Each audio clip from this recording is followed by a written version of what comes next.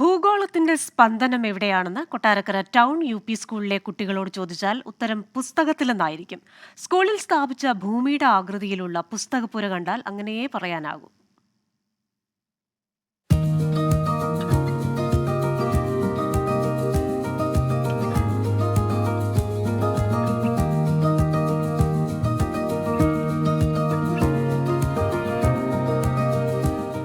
വൈക്കം മുഹമ്മദ് ബഷീർ അനുസ്മരണ ദിനത്തിലാണ് വ്യത്യസ്തമായ പുസ്തകശാല സ്കൂളിൽ സ്ഥാപിച്ചത്.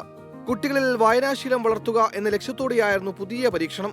ഭൂമിയുടെ മാതൃകയിലുള്ള പുസ്തകപ്പുരയിൽ നിന്ന് കുട്ടികൾക്ക് എപ്പോൾ വേണമെങ്കിലും പുസ്തകമെടുക്കാം, സ്കൂളിലിരുന്ന് വായിക്കാം, ഒരു നിയന്ത്രണവുമില്ലാതെ. ഖത്തർ ആസ്ഥാനമായ കൊട്ടാരക്കര നിവാസികളുടെ കൂട്ടായ്മ കെഫാക്ക് നമ്മുടെ സ്കൂളിന് സമ്മാനിച്ചതാണ് ഭൂഗോളത്തിൻ്റെ മാതൃകയിലുള്ള പുസ്തക ഷെൽഫും. നിയന്ത്രണങ്ങളില്ല, എല്ലായ്പ്പോഴും രാവിലെ ഇത് ഓപ്പൺ ചെയ്തിടും, വൈകിട്ട് പോകാൻ നേരത്ത് നമ്മൾ പൂട്ടി തക്കോല് അവിടെ വെച്ചിട്ട് പോകും, രാവിലെ വീണ്ടും തുറക്കും. എടുത്ത് വരാന്തകളിലും മരച്ചൂട്ടുകളിലും ഒക്കെ പോയിരുന്ന് വായിക്കുന്നുണ്ട്.